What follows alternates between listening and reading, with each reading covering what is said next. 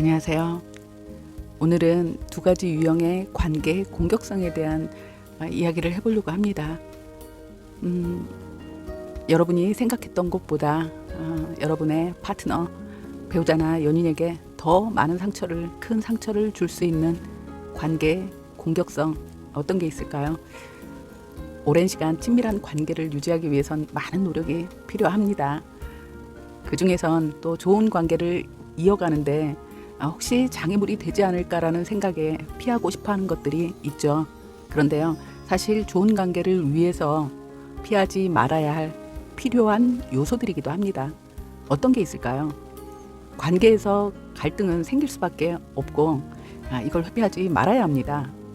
서로의 의견이 일치하지 않는 일은 때때로 혹은 자주 생길 수밖에 없습니다. 시댁이나 처갓집에 얼마나 자주 갈지, 1박을 할지 당일로만 다녀올지, 혹은 두 사람 중 한 명이 간절히 원하는 게임기나 고가의 가방을 사야 할지 말아야 할지, 이런 문제들에 대해 논쟁하지 않고 불편한 채로 그냥 넘어갈 수 있습니다.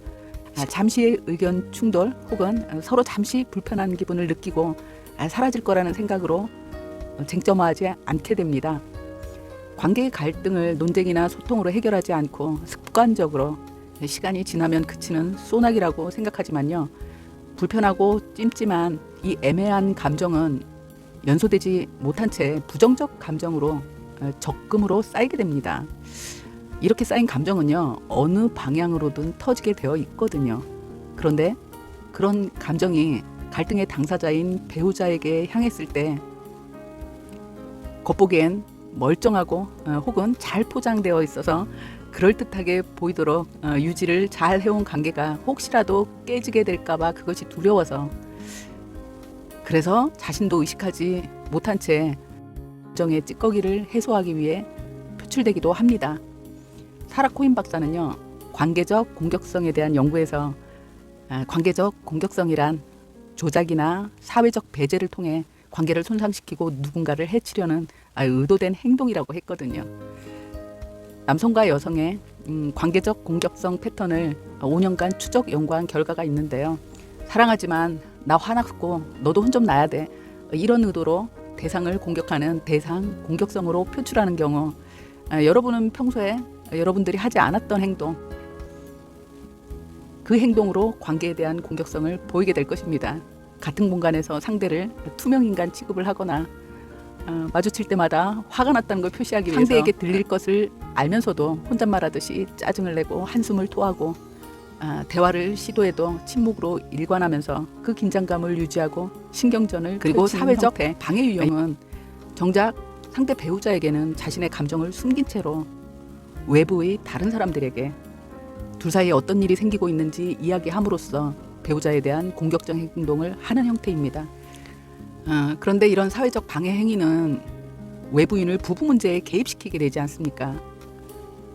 그러므로 해서 배우자에 대한 명예훼손이 시간이 지남에 따라 계속 지속적으로 누적될 수 있습니다. 배우자가 지속적으로 이런 공격성을 유지하게 되면 형제 자매 혹은 시댁이나 처가에서 이 부부가 가지고 있는 모든 논쟁과 갈등에 대해서 알게 됩니다. 이건요, 외부인이 상대 배우자를 바라보는 시선을 바꿔놓게 되고 그 전과 같은 감정, 느낌으로 대면하는 걸 어렵게 만듭니다. 결과적으로는 파트너는 체면을 잃고 주변인들과의 그 친밀감과 애정을 잃게 만들 수 있거든요. 이런 사회적 방해 유형의 공격성은 사실 여성이 가해자일 가능성이 더 높은 것으로 추측합니다. 여자아이들은 특히 어릴 때부터 관계 문제를 친구에게 털어놓으면서 사회화된다고 하거든요. 이런 패턴이 성인이 되어서도 계속해서 친구나 다른 가족 구성원을 결혼 문제에 대한 상담 창구 혹은 판사 역할로 끌어들이는 형태로 흘러갈 수 있습니다. 당사자는 이런 유형의 관계적 공격성이 얼마나 해로운지 깨닫지 못하기도 하고요. 혹 알게 되더라도 너무 오래된 행동 패턴이라 이걸 바꾸는 게 어려워 보입니다. 반대로요, 남성의 경우는 이러한 유형의 공격성은 일반적으로 사용되지 않지만 이런 공격성을 보이는 남성의 경우 자기중심적 사고가 강한 나르시즘이 강한 남성에게서 전통적으로 여성보다 관계 내에서 더 많은 권한을 갖고 있다는 점을 감안했을 때 해로울 수 있다고 보고 있습니다. 관계적인 공격성은요, 결혼 생활의 질을 떨어뜨린다는 보고가 있습니다. 첫 번째로 유형의 공격성은 시간이 지남에 따라 강도는 점점 강해지고 결혼의 질은 아주 큰 폭으로 감소합니다. 그리고 두 번째는 이 대상 공격성은 두 사람 모두에게 피해를 입히지만요, 특히나 아내가 남편이 이것을 사용한다는 걸 알게 되었을 때 상처가 훨씬 크게 됩니다. 왜냐하면 아내의 경우 관계를 망치기 위해 시도하는 것으로 보여지기보다는요, 상대의 변화를 이끌어내고 싶어서 하는 시도일 확률이 높기 때문입니다. 대충 넘어가려고 하지 말고 내 마음 좀 헤아려줘, 이런 표현일 경우가 많거든요. 그런데 배우자의 변화를 유도하기 위해서 관계적 공격성을 사용해서 관계를 개선하려고 생각하는 건요, 오히려 반대로 부정적 영향을 끼치게 될 확률이 높습니다. 다른 사람이 관계에 개입했다는 것만으로도 상처와 불신이라는 감정의 씨앗을 남기게 되거든요. 두 사람의 문제를 해결하기 위해서 문제를 외부로 가져갔을 때 주변인들에게 조성되는 부정적 관념이 생기거든요. 이건요, 이후에 두 사람의 관계가 좋아진 이후에도 혹 일어날 수 있는 사소한 갈등에도 문제가 확대 해석되고 나쁜 환경을 만들 수 있게 됩니다. 완전한 제3자인 전문가의 도움을 받는 걸 권장하죠.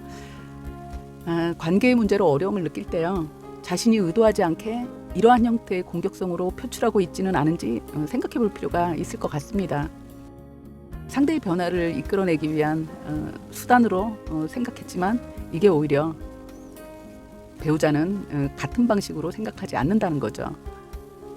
이랬을 때 정면으로 문제를 해결하는 게 궁극적으로는 관계를 더 단단하고 친밀하게 성장시킬 가능성이 높아집니다. 내가 모르던 나를 타인이 발견할 수는 있습니다. 그러나 내 마음은 그 누구도 읽어줄 수가 없습니다. 배우자의 마음도 배우자만이 읽을 수 있습니다. 정서적 친밀감과 대가를 배제한 사랑을 조건으로 한 관계에서는요, 이 감정의 문제는 두 사람 각자가 최고의 전문가임을 잊지 말아야 합니다. 자세히 보기에 상대 배우자나 자신의 경향성을 유추할 수 있는 질문지를 넣어놓겠습니다. 한번 읽어보시고 참고하시기 바랍니다. 감사합니다. 궁금하면 유튜브에 댓글 달고 좋아요랑 구독 부탁